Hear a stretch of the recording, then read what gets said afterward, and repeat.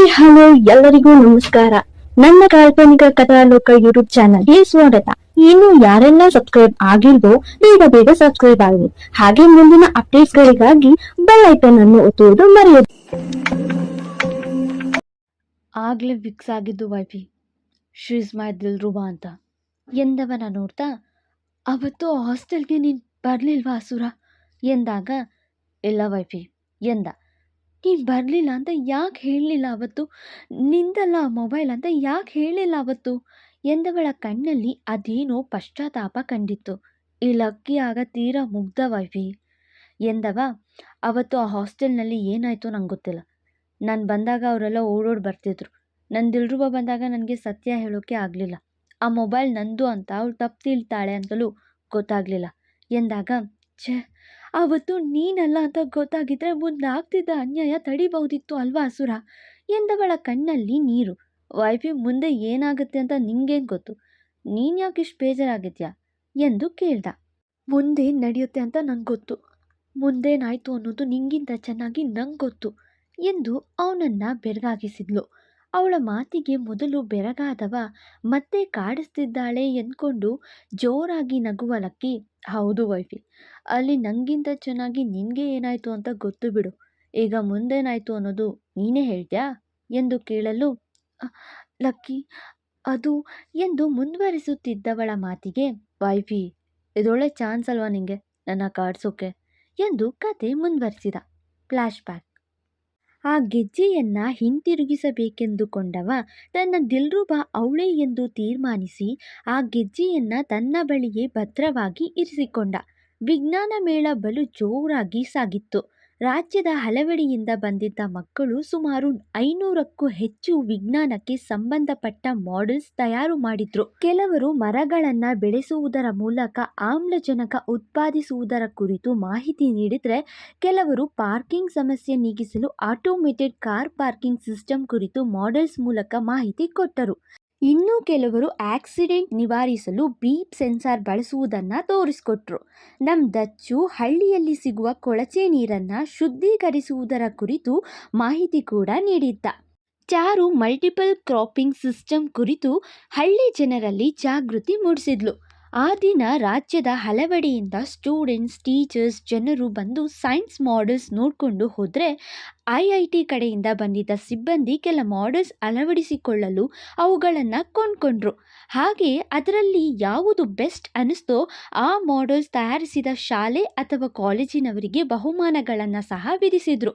ಬಹುಮಾನ ಪಡೆದ ಮಕ್ಕಳೆಲ್ಲ ಖುಷಿ ಪಟ್ಟರೆ, ಬಹುಮಾನ ಕೈ ಮೀರಿಸಿಕೊಂಡ ಕೆಲವರು ಮುಂದಿನ ಅವಕಾಶಕ್ಕೆ ಕಾಯಬೇಕಾಯಿತು. ನಮ್ಮ ಲಕ್ಕಿ ಹಾಗೂ ಚಾರುಗೂ ಯಾವ ಬಹುಮಾನ ಬರಲಿಲ್ಲ. ಬದಲಾಗಿ ಸಮಾಧಾನಕರ ಪತ್ರವಂತೂ ಎಲ್ಲರ ಕೈ ಸೇರಿತ್ತು. ಮಕ್ಕಳು ಈ ವಿಜ್ಞಾನ ಮೇಳದಲ್ಲಿ ಬಲು ಆಸಕ್ತಿದಾಯಕರಾಗಿದ್ದರೆಂದು ಪ್ರಶಂಸಿಸಿ ಗೌರವಿಸಿ, ನಾಳೆ ಒಂದು ದಿವಸ ಈ ಮಾಡೆಲ್ಸ್ಗಳನ್ನು ಹಾಗೆ ಇರಿಸಿ ಸಂಜೆ ಸಣ್ಣ ಔತಣದ ಜೊತೆ ಒಂದು ಮನೋರಂಜನಾ ಕಾರ್ಯಕ್ರಮ ಮುಗಿಸ್ಕೊಂಡು ಮರುದಿನ ತಮ್ಮ ಊರಿಗೆ ತೆರಳಲು ಕೇಳಿಕೊಂಡ ಶಾರದಾ ಸಂಸ್ಥೆಯ ಮುಖ್ಯಸ್ಥರ ಮಾತಿಗೆ ಮಕ್ಕಳು ಹ್ಞೂ ಎಂದು ಆ ದಿನ ವಿಶ್ರಮಿಸಿದರು. ಆ ರಾತ್ರಿ ಮತ್ತೆ ರವಿ ಹಾಗೂ ಶಿವು ಬಾಲ ಬಿಚ್ಚಲಿಲ್ಲ. ಪ್ರದೀಪ್ ಇದ್ದಾರೆಂದು. ಆದರೆ ಹಾಸ್ಟೆಲ್ನಲ್ಲಿ ಸ್ಮಿತಾ ಎನ್ನುವ ಹುಡುಗಿಯ ರಾತ್ರಿ ಕುರುಡಿನ ರಹಸ್ಯ ತಿಳಿಸಿದ ರವಿ, ಅವಳು ಇನ್ನೇನು ಡ್ರೆಸ್ ರಿಮೂವ್ ಮಾಡ್ತಿದ್ಲು, ಆ ಗೂಬೆ ಲೇಡಿ ಬಾಂಡ್ ಬಂದು ಎಲ್ಲ ಕೆಡಿಸ್ಬಿಟ್ಲು ಎಂದಾಗ, ಅವಳು ಪ್ರಿನ್ಸಿಪಲ್ ತನಕ ಹೋಗೋಳೆ, ಬಿಟ್ರೆ ನಮ್ಮನ್ನ ಅವಳೇ ಕ್ಲಾಸ್ ತಗೊಂಡಿರೋಳು ಎಂದು ಶಿವು ಮಲಗಿದ್ರೂ ರವಿಗೆ ನಿದ್ರೆ ಹತ್ತಲಿಲ್ಲ.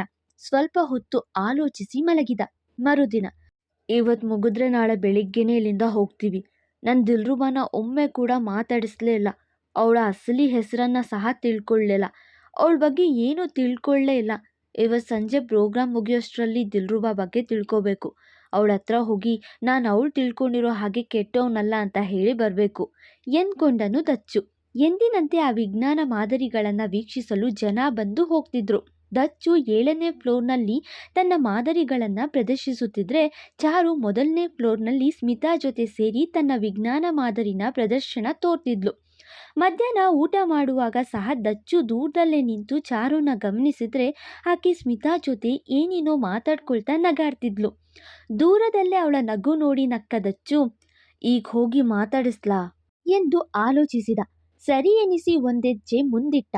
ಲೋ ಏಬಿ, ಬಾರೋ ಇಲ್ಲಿ, ಯಾರೋ ನಿನ್ ಮಾಡೆಲ್ ಬಗ್ಗೆ ಕೇಳ್ತಾವ್ರೆ ಎಂದು ಶಿವು ಕೂಗಲು ಆ ಕಡೆ ಹೋದ. ಸಂಜೆ ಕೂಡ ಚಾರು ಟೀ ಕುಡಿಯುವಾಗ ತಾನು ಟೀ ಕಪ್ ಹಿಡಿದು ಈಗ ಮಾತಾಡಿಸ್ಲಾ ಕೇಳುತ್ತಾ ಬಂದ. ಅಲ್ಲ, ಇನ್ನು 8ನೇ ಕ್ಲಾಸ್, ಅವನ್ಗೇನ್ ಬುದ್ಧಿ ಬೇಡ್ವಾ? ಚೆಲುವಿನ ಚಿತ್ತಾರದ ಹಾಗೆ ಅವಳನ್ನ 3 ಹೊತ್ತು ತಿರುಗಾಡಿಸ್ತಾಳೆ ತಾನೆ. ಓದೋದ್ ಬಿಟ್ಟು ಛೀ, ಮೊದಲು ಓದು ಮುಖ್ಯ. ತಂದೆ ತಾಯಿಯ ಆಸೆಗಳು, ಕನಸು, ಮಾನ ಮರ್ಯಾದೆ ಮುಖ್ಯ. ಓದಿ ತನ್ನ ಕಾಲಿನ ಮೇಲೆ ನಿಂತು ಅಪ್ಪ ಅಮ್ಮನ ಹೆಗ್ಲಿಗೆ ಹೆಗ್ಲು ಕೊಟ್ಟು ಅವ್ರ ಭಾರ ಇಳಿಸಿ ಅವ್ರಿಗೆ ಸಮಾಜದಲ್ಲಿ ಹೆಮ್ಮೆಯಿಂದ ನನ್ನ ಮಗ ನನ್ನ ಮಗಳು ಅಂತ ಹೇಳ್ಕೊಳ್ಳೋ ಅವಕಾಶ ಕಲ್ಪಿಸ್ಕೊಟ್ಟು ಆಮೇಲೆ ಈ ಮದುವೆ ಪ್ರೀತಿ ಅಲ್ಲ ಎಂದು ವೇದಾಂತಿಯ ಹಾಗೆ ಬುದ್ಧಿ ಹೇಳ್ತಿದ್ದ ಚಾರು ಮಾತು ಕೇಳಿಸ್ಕೊಂಡವ. ದಿಲ್ರುವ ತುಂಬ ಬುದ್ಧಿವಂತೆ, ಅವಳು ಹೇಳಿದ್ದು ಸರಿನೇ. ಮೊದಲು ಓದು, ಆಮೇಲೆ ಅಪ್ಪ ಅಮ್ಮನ ಆಸೆ ಕನಸು, ಅದಾದ್ಮೇಲೆ ಇದೆಲ್ಲ ಎಂದ್ಕೊಂಡವ ಏನು ಹೇಳ್ದೆ ಅವಳನ್ನ ದೂರದಿಂದಲೇ ನೋಡ್ತಾ ನಿಂತ. ಟೀ ಕುಡಿದು ಹೊರಟವಳ ನೋಡ್ತಾ, ಮತ್ತೆ ನಾನು ಅಷ್ಟೆಲ್ಲ ಮಾಡಿ ಬಂದರೆ ನೀನು ಸಿಗ್ತೀಯ ಅಲ್ವಾ ದಿಲ್ರುಬಾ ಎಂದು ಕೇಳುವಾಗ ಖಂಡಿತ ಎಂದು ಉತ್ತರಿಸುತ್ತಾಳೆ. ಅವಳು ಅದ್ಯಾರಿಗೂ ಕೊಟ್ಟ ಉತ್ತರವಾದರೂ ಅವನ ಪ್ರಶ್ನೆಗೆ ಸರಿಯಾದ ಉತ್ತರವೇ ಆಗಿತ್ತು ಅದು. ಯಾರೋ ಆಕೆಯನ್ನು ಮತ್ತೆ ಸಿಗ್ತೀಯೋ ಇಲ್ವೋ, ನಾವು ಸಿಟಿಯಿಂದ ಕಾಲ್ ಮಾಡಿ ನಿನ್ನ ಮೀಟ್ ಮಾಡಬೇಕು ಅಂದರೆ ಎಂದು ಕೇಳಿದಾಗ ಖಂಡಿತ ಸಿಗ್ತೀನಿ ಅಂದಿದ್ಲು ಅಷ್ಟೆ. ಆದರೆ ಅವನ ಪ್ರಶ್ನೆಗೆ ಸರಿಯಾದ ಉತ್ತರ ಆಗಿತ್ತು, ಖಂಡಿತ ಸಿಗ್ತೀನಿ ಎಂದವಳ ಜೋರು ಉತ್ತರ ಮನಸ್ಸಿಗೆ ಮುದ ನೀಡಿತು. ಅದೇ ಖುಷಿಯಲ್ಲಿ ನಗುತ್ತಾ ರೂಮಿಗೆ ಬಂದು ಕುಣಿದಾಡಿದ ದಚ್ಚು. ಆ ಗೆಜ್ಜೆ ಹಿಡಿದು ಅದನ್ನು ಕೆನ್ನೆಗೊತ್ತಿಕೊಂಡು ಅಪ್ಪಿ ಥ್ಯಾಂಕ್ಸ್ ದಿಲ್ರುಬಾ ಎಂದವ ಭದ್ರವಾಗಿ ಅದನ್ನು ಬ್ಯಾಗಲ್ಲಿ ಎತ್ತಿಟ್ಕೊಂಡ. ಎಲ್ಲ ವಿಜ್ಞಾನ ಮಾದರಿಗಳನ್ನು ಎತ್ತಿಟ್ಟುಕೊಂಡ ಮಕ್ಕಳಿಗೆ ಮನೋರಂಜನೆ ಕೊಡುವ ಕೆಲ ನೃತ್ಯ, ಹಾಡಿನ ಪ್ರದರ್ಶನಗಳಿತ್ತು. ನಿಮ್ಮೆಲ್ಲರಿಗೂ ಗೊತ್ತಿದ್ದ ಹಾಗೆ ನಮ್ಮ ಚಾರು ಒಳ್ಳೆ ಹಾಡುಗಾತಿ ಹಾಗೆ ನೃತ್ಯಗಾತಿ ಅಲ್ವಾ. ಆಕೆಯೇ ಮೊದಲಿಗೆ ಹಾಡಿನೊಂದಿಗೆ ಕಾರ್ಯಕ್ರಮ ಶುರು ಮಾಡಿದ್ಲು. ಹಾಲಲ್ಲಾದರೂ ಹಾಕು, ನೀರಲ್ಲಾದರೂ ಹಾಕು ರಾಘವೇಂದ್ರ. ಅವಳ ಹಾಡು ಕೇಳ್ತಾ ದಚ್ಚು ಮನಸಾರೆ ಚಪ್ಪಾಳೆ ತಟ್ಟುತ್ತಾ ವೇದಿಕೆಯ ಮುಂಭಾಗದಲ್ಲಾಕಿದ್ದ ಕುರ್ಚಿ ಮೇಲೆ ಕುಳಿತು ನೋಡ್ತಿರ್ತಾನೆ. ಆ ಹಾಡು ಮುಗಿದ ಮೇಲೆ ಒಂದಿಷ್ಟು ಭಾಷಣ ಅದು ಇದು ಇದ್ದಿದ್ದೇ ಅಲ್ವಾ. ಎಲ್ಲವೂ ಮುಗಿದು ನೃತ್ಯ ಪ್ರದರ್ಶನ ಶುರುವಾಗುತ್ತದೆಂದು ಹೇಳಿದ್ರು.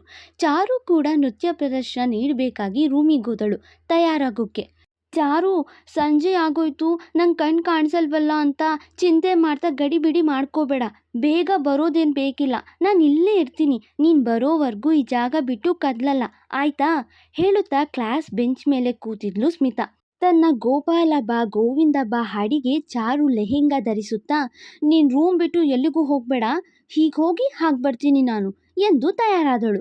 8 ಗಂಟೆ ದಾಟಿತ್ತು. ಈಗ ಸ್ಮಿತಾ ಕಣ್ಣಿಗೆ ಏನೂ ಕಾಣ್ತಿಲ್ಲ. ಅವಳು ಕೈ ಹಿಡಿದ ಚಾರು, ಸ್ಮಿತಾ, ಯಾಕೋ ಒಂಥರ ಕಷ್ಟ ಆಗ್ತಿದೆ ಕಣೆ, ನಾನು ಡ್ಯಾನ್ಸ್ ಮಾಡೋ ಮನಸ್ಸೇ ಬರ್ತಿಲ್ಲ ಎನ್ನಲು, ಹಾಗೆ ಮುಕುಂದ ಮುರಾರಿ ತಂಡವನ್ನು ವೇದಿಕೆ ಮೇಲೆ ಕರೆಯುತ್ತಿದ್ದೇವೆ ಎನ್ನುವುದು ಕೇಳಿಸಿಕೊಂಡ ಸ್ಮಿತಾ, ಹೋಗೆ, ಆ ಸೀನಿಯರ್ಸ್ ಮತ್ತೆ ಬೈತಾರೆ, ನಾನೇನು ಪುಟ್ಟ ಮಗುನ, ಇಲ್ಲೇ ಇರ್ತೀನಿ, ಹೊರಡು ಎಂದು ಕಳುಹಿಸಿದ್ಲು. ಚಾರು ಮನಸ್ಸಿಲ್ಲದ ಮನಸ್ಸಲ್ಲಿ ವೇದಿಕೆ ಹತ್ತಬೇಕಾಯ್ತು. ಅಲ್ಲೇ ಇದ್ದ ದಚ್ಚು ಹಲವಾರು ಮಕ್ಕಳ ಮಧ್ಯೆ ಕುಳಿತು ಚಾರು ನೃತ್ಯವನ್ನ ನೋಡ್ತಿರುವಾಗ, ಹೇ ಏಬಿ, ಹೋಗಿ ನೋಡು, ನಿಮ್ಮಮ್ಮ ಫೋನ್ ಮಾಡೋರಂತೆ ಎಂದು ಹೇಳಿ ಹೋದ ಶಿವು. ಅಮ್ಮನ ಮೇಲಿನ ಪ್ರೀತಿಗೆ ಓಡಿದ ದಚ್ಚು ಅಮ್ಮನ ಜೊತೆ ಮಾತಾಡಿ ಬರುತ್ತಾ ರವಿಗೆ ಫೋನ್ ಕೊಡೋಕೆ ಅವನನ್ನ ಹುಡುಕ್ತಿರುವಾಗ, ದಚ್ಚು, ಆ ರೂಮಲ್ಲಿ ನನ್ನ ಸ್ಪೆಕ್ಸ್ ಇದೆ, ತರ್ತೀಯಾ ಪ್ರದೀಪ್ ಕೇಳಲು, ಓಕೆ ಸರ್ ಎಂದು ಹೋದ ದಚ್ಚು. ಹಾಗೆ ಆತ ರೂಮಿಂದ ಹೊರ ಬರುತ್ತಿದ್ದದ್ದು ನೋಡಿದ್ಲು. ಆದರೆ ಅಲ್ಲಲ್ಲಿ ಕೆಲವರು ಅವಳ ಡ್ಯಾನ್ಸ್ ಸಾಂಗ್ ಬಗ್ಗೆ ಹೊಗಳ್ತಾ ನಿಂತರು. ಅವ್ರ ಹತ್ರ ಮಾತಾಡಿಕೊಂಡು ಹೊರಟ್ಲು. ಆತ ಹೋದ 15 ನಿಮಿಷಕ್ಕೆ ರೂಮಿನತ್ತ ಬಂದು ಸ್ಮಿತಾ ಎಂದು ನೋಡುವಾಗ ಆಕೆ ಕಾಣಿಸ್ಲಿಲ್ಲ. ಸ್ಮಿತಾ, ಸ್ಮಿತಾ ಎಂದು ಕರೆಯುವಾಗ ತರಗತಿಯ ಹಿಂದಕ್ಕೆ ಖಾಲಿ ಉಳಿದಿದ್ದ ಜಾಗದಲ್ಲಿ ನೆಲಕ್ಕುರುಳಿದ್ದ ಸ್ಮಿತಾ ಕೈ ಕಂಡಿತು. ಓಡಾಡುತ್ತಾ ಕಾಣಿಸದೆ ಬಿದ್ದಿರಬಹುದೆಂದು ಹಿಂದೆ ಬಂದು ನೋಡುವ ಚಾರು ಕಣ್ಣಿಗೆ ಸ್ಮಿತಾ ಹಿಂದೆಲೆಯಿಂದ ರಕ್ತ ಬರ್ತಿದ್ದುದು ಕಂಡಿತು. ಆಕೆಯ ಬಟ್ಟೆ ಕಳಚಿದ್ದು ಕಂಡಿತು. ಅವಳ ಮೈ ಮೇಲೆ ಗಾಯವಾಗಿದ್ದು ಕಂಡಿತು. ತಕ್ಷಣ ಅಲ್ಲೇ ಇದ್ದ ಅವಳ ದುಪ್ಪಟವನ್ನ ಮೈ ಮೇಲೆ ಒದ್ದಿಸುವ ಚಾರು, ಸ್ಮಿತಾ, ಸ್ಮಿತಾ, ಸ್ಮಿತಾ ಎಂದು ಅವಳ ಮುಂದೆ ಕೂತು ಅತ್ತಳು. ಯಾರು ಹೀಗೆ ಮಾಡಿದ್ದು ಸ್ಮಿತಾ, ಹೇಳು, ಯಾರು ಹೀಗೆ ಮಾಡಿದ್ದು ಸ್ಮಿತಾ ಎಂದು ಅಳುವಾಗ, ಚಾರು ಅವರೇ, ಆ ಸಿಟಿ ಎಂದವಳು ಕಣ್ಮುಚ್ಚಿದ್ಲು. ಸ್ಮಿತಾ, ಸ್ಮಿತಾ ಎಂದು ಚೀರಿದ ಚಾರು ಕಣ್ಣ ಮುಂದೆಯೇ ಅವಳ ಸ್ನೇಹಿತೆಯ ಪ್ರಾಣ ಪಕ್ಷಿ ಹಾರಿ ಹೋಗಿತ್ತು. ಅವಳ ಬಾಯಲ್ಲಿ ಕಡೆಯದಾಗಿ ಬಂದಿದ್ದ ಸಿಟಿ ಎನ್ನೋ ಪದವನ್ನ ಕೇಳಿ ಆಗ್ಲೇ ರೂಮಿಂದ ಹೊರ ನಡೆದ ಆ ಕಬಡ್ಡಿ ಟೀ ಶರ್ಟ್ ಹುಡುಗನ ನೆನೆದಳು. ಅವನ ಕೈಯಲ್ಲಿ ಫೋನ್ ಇದ್ದದ್ದು ಕೂಡ ನೆನಪಿಸಿಕೊಂಡವಳು ಇದ್ದದ್ದು ಕಂಡದ್ದು ಎಲ್ಲವನ್ನು ಸುಬ್ರಹ್ಮಣ್ಯ ಸರ್ಗೆ ಹೇಳ್ತಾ ಅತ್ತಳು. ಅವರಿಗೆ ಮೊದಲಿನಿಂದ ಅವಳ ಮೇಲೆ ಸಿಟ್ಟಿತ್ತು. ಅವನ ತೊಟ್ಟಿ ಗ್ಯಾಂಗ್ ಮೇಲೆ ಜಾಸ್ತಿ ಕೋಪ ಇತ್ತು. ವಿಷಯ ಕೇಳಿದವರು ರವಿ ಕೈಗೆ ಮೊಬೈಲ್ ಕೊಡಲು ಹುಡುಕುತ್ತಿದ್ದ ದಚ್ಚುನ ಕಂಡು ರಭಸವಾಗಿ ನಡೆದು ಬರುತ್ತಾ ಕಪ್ಪಾಳಕ್ಕೆ ಬಾರಿಸಿದ್ರು. ಏನೂ ಅರಿಯದ ದಚ್ಚು, ಸರ್ ಏನಾಯ್ತು ಸರ್ ಎಂದು ಕೇಳುವಾಗ, ಎಷ್ಟೋ ಧೈರ್ಯ ನಿಂಗೆ ಎಂದವರು ಹಿಗ್ಗ ಮುಗ್ಗ ತದುಕುತ್ತಾ ವೇದಿಕೆ ಮಧ್ಯಕ್ಕೆ ಕರ್ಕೊಂಡು ಬಂದ್ರು. ಅವರು ಹೊಡೆದಾಗ್ಲೇ ದಚ್ಚು ಬಾಯಲ್ಲಿ ರಕ್ತ ಚಿಮ್ಮಿತು. ಈಗ ಬಟ್ಟೆ ಕಿತ್ತೋಗುವ ಮಟ್ಟಕ್ಕೆ ಅವರ ತಳ್ಳಿತ ಹೊಡೆತ. ಅವನನ್ನ ಹೊಡೆಯುವಾಗ ರವಿ ಹಾಗೂ ಶಿವು ಕೂಡ ಅಲ್ಲಿಗೆ ಬರ್ತಾರೆ. ಯಾಕ್ರಿ ಹೊಡಿತಿದ್ದೀರಾ, ಏನು ಮಾಡ್ದ ಅವನು ಎಂದು ಪ್ರಶ್ನಿಸುವಾಗ ಅವರನ್ನ ಸಹ ಹೊಡೆಯುತ್ತಾರೆ ಸುಬ್ರಹ್ಮಣ್ಯ ಸರ್. ಆಗ ಬರುವ ಪ್ರದೀಪ್, ಏನಾಯ್ತು ಸರ್ ಎಂದು ಕೇಳಲು, ಈ ನೀಚ ಈ ವಯಸ್ಸಿಗೆ ತುಂಬ ದೊಡ್ಡ ಕೆಲಸ ಮಾಡಿದ್ದಾನೆ ಅದಕ್ಕೆ ಎಂದವರು, ಬೊಗಳೋ ಏನು ಮಾಡಿದೆ ಬೊಗಳು ಎಂದು ದಚ್ಚುನ ಕೇಳಲು ಅವನು ಚಾರು ಮೊಗ ನೋಡ್ತಾ, ನಾನೇನು ಮಾಡಿಲ್ಲ, ನೀವ್ಯಾಕೆ ನನ್ನನ್ನು ಈ ರೀತಿ ಹೊಡಿತಿದ್ದೀರಾ ಅಂತ ಕೂಡ ಗೊತ್ತಾಗ್ತಿಲ್ಲ ಎನ್ನುತ್ತಾನೆ. ಆಕೆ ಅವನ ಮುಖ ನೋಡಲು ಹಿಡಿಸದ ಹಾಗೆ ಮುಖ ಕಿವುಚುತ್ತಾಳೆ. ನಮ್ಮ ಕಾಲೇಜಿನ ರಾತ್ರಿ ಕೂಡಿ ಸ್ಮಿತಾನ ಹಾಳು ಮಾಡಿದ್ದಾನೆ ನೀಚ. ಕೆಲಸ ಮುಗ್ದಾದ್ಮೇಲೆ ಮಾಣಂತಿಕ ಹಳ್ಳೆ ಮಾಡಿದ್ದಾನೆ. ಆ ಹುಡುಗಿ ಈಗ ಉಳಿದಿಲ್ಲ ಎಂದಿದ್ದೆ ಆ ಕಾಲೇಜಿನ ಹುಡುಗರೆಲ್ಲ ಒಂದು ಸುತ್ತು ಸಾಯುವ ರೀತಿ ದಚ್ಚುನ ಹೊಡೆಯಲು ಆರಂಭಿಸುತ್ತಾರೆ. ನಾನೇನು ಮಾಡಿಲ್ಲ ಎಂದು ದಚ್ಚು ಹೇಳುವಾಗ ಯಾರೂ ಕೇಳಿಸಿಕೊಳ್ಳಿಲ್ಲ.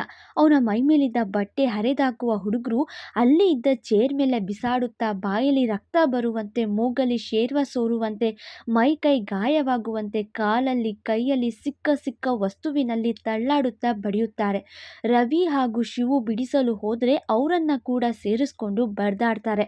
ಅವ್ರ ಮಧ್ಯೆ ಬರುವ ಪ್ರದೀಪ್, ಬಿಡ್ರೋ ಇವನೇ ಮಾಡಿದ್ದಾನೆ ಅನ್ನೋಕ್ಕೆ ಸಾಕ್ಷಿ ಸಿಕ್ಕಿಲ್ಲ, ಇನ್ನು ಬಿಡ್ರೋ ಎಂದು ಅಡ್ಡ ಬಂದಾಗ, ನೀವು ಸಿಟಿ ಮೇಷ್ಟ್ರು ಅಂತ ಇವ್ರಿಗೆ ಸಪೋರ್ಟ್ ಮಾಡಬೇಡಿ ಸರ್, ನಮ್ಮ ಶಾಲೆ ಹೆಣ್ಮಗಳ ಮೇಲೆ ಅತ್ಯಾಚಾರ ಮಾಡಿದ್ದಾನೆ ನೀಚ, ಇಂಥವ್ರು ಉಳಿಬಾರ್ದು ಎಂದು ಮಕ್ಕಳು ಮತ್ತೆ ಹೊಡೆಯೋಕೆ ಮುಂದಾಗ್ತಾರೆ. ನಿಲ್ಲಲು ತಾಕತ್ತಿಲ್ಲದ ಹಾಗೆ ಎಡಗಣ್ಣಿಯನ್ನು ಭೂತಾಯಿಗೆ ಒತ್ತಿ ಮೂಗಲ್ಲಿ ಉಸಿರಾಡಲು ಆಗದೆ ಬಾಯಲ್ಲಿ ಉಸಿರಾಡ್ತಾ ನೆಲದ ಮೇಲೆ ಜೀವಂತ ಶವದಂತೆ ಮಲಗಿದ್ದಾನೆ ದಚ್ಚು.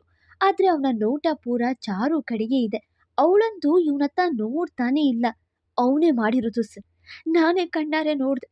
ಅವನು ಆ ರೂಮಿಂದ ಹೊರಗಡೆ ಬಂದ, ಆಗ ಅವನ ಮೈ ಮೇಲೆ ಕಬಡ್ಡಿ ಶರ್ಟ್ ಇತ್ತು ನೋಡಿ, ಈಗಲೂ ಅದೇ ಆಗ್ತಿದ್ದಾನೆ. ಇವನೇ ಮಾಡಿರೋದು. ಅವತ್ತು ರಾತ್ರಿ ಹಾಸ್ಟೆಲ್ಗೆ ಬಂದಿದ್ದ, ಮೊಬೈಲ್ ತಂದಿದ್ದ, ಇವತ್ತು ಮೊಬೈಲ್ ಇದೆ ನೋಡಿ. ಅವತ್ತು ಸ್ಮಿತಾ ಹೇಳಿದ್ಲು, ಅವಳು ಒಬ್ಬಳೇ ಇದ್ದಾಗ ಯಾರೋ ಬಂದಿದ್ರು ಅಂತ. ನಂಗೆ ಚೆನ್ನಾಗಿ ಗೊತ್ತು, ಅದು ಇವನೇ, ಈ ನೀಚಾನೆ, ಕೊಲೆಗಾರ, ಅತ್ಯಾಚಾರಿ ಎಂದು ಅವನನ್ನ ಅಪರಾಧಿ ಸ್ಥಾನದಲ್ಲಿ ನಿಲ್ಲಿಸಿದ್ಲು. ಹಾಗೆ ಆರೋಪಿಯೂ ಅವನೇ ಎನ್ನುತ್ತಾ ವಾದ ಮಾಡಿದ್ಲು.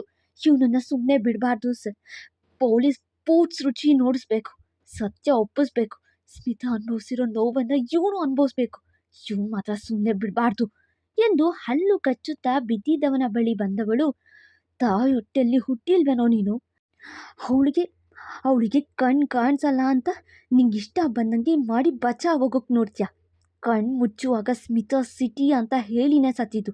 ಅವಳಿಗೆ ನಾನು ನ್ಯಾಯ ಕೊಡಿಸ್ತೀನಿ, ಎಸ್ ಎಂದವಳು ಪೊಲೀಸರಿಗೆ ತಿಳಿಸಲು ಹೇಳಿದ್ಲು. ಮೇಲೇಳುವ ದಚ್ಚು, ಸತ್ಯವಾಗ್ಲೂ ಹೇಳ್ತೀನಿ, ನಾನೇನೂ ಮಾಡಿಲ್ಲ ಎಂದಾಗ, ನಿಂದು ನಾಲ್ಗೆನ ಕೆರ ಎಂದು ಉಗಿದು ಪೊಲೀಸರಿಗೆ ಹಿಡಿದುಕೊಟ್ಲು. ಆಕೆನೇ ಕಂಪ್ಲೇಂಟ್ ಕೊಡ್ತಿದ್ಲು. ಆದರೆ ಅವಳ ಭವಿಷ್ಯ ನೆನೆದ ಸುಬ್ರಹ್ಮಣ್ಯ, ನಾನು ಕಂಪ್ಲೇಂಟ್ ಕೊಡ್ತೀನಿ ಎಂದು ಪ್ರದೀಪ್ ಜೊತೆ ಹೋದ್ರು. ಪೊಲೀಸರು ದಚ್ಚುನ ಎಳ್ಕೊಂಡು ಹೋಗೋವಾಗ್ಲೂ ಅವನ ನೋಟ ಅವಳತ್ತವೇ ಹೊರಟಿತ್ತು. ರವಿ ಹಾಗೂ ಶಿವು ಕೂಡ ಅವನೊಂದಿಗೆ ಸ್ಟೇಷನ್ ಕಡೆ ಹೋದ್ರು. ಲೈಕ್, ಶೇರ್, ಕಮೆಂಟ್ ಮಾಡೋದು ಮರೆಯದಿರಿ.